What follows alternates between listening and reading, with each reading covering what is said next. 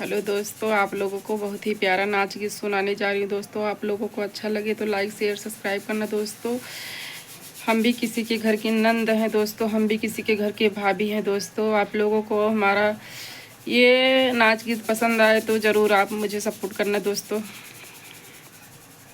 ननदे घरे लुटनी है दैया दैया, ननदे घरे लुटनी है दैया दैया। सास लाई झुमका ससुरे लाए हरवा, सास लाई झुमका ससुरे लाए हरवा। ननदे घरे लुटनी ले गई हरवा, ननदे घरे लुटनी ले गई हरवा।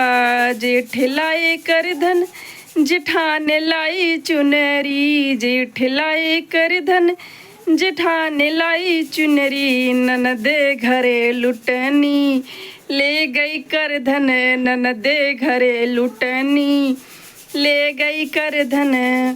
ननदे घरे लुटनी है दैया दैया, ननदे घरे लुटनी है दैया दैया। देवर लाई पैजन देवरानी लाई बिछिया, देवर लाई पैजन देवरानी लाई बिछिया।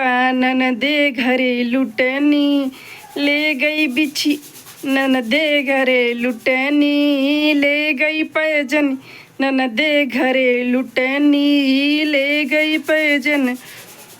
साजन लाई नथिया उहऊ होई गा भारी, साजन लाई नथिया उहऊ होई गा भारी। ननदे घरे लुटनी ले गई नथिया, ननदे घरे लुटनी ले गई नथिया।